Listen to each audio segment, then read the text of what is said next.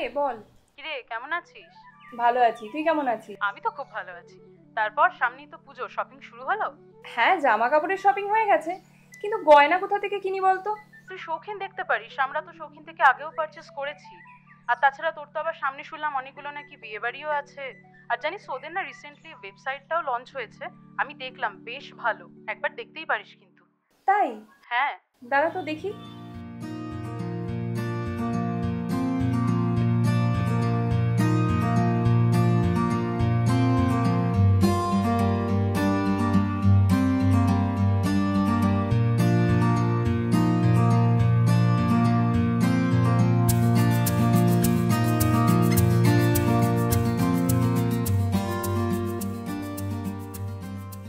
শৌখিন.in এবার শৌখিন থাকছে হাতের মুঠোয়।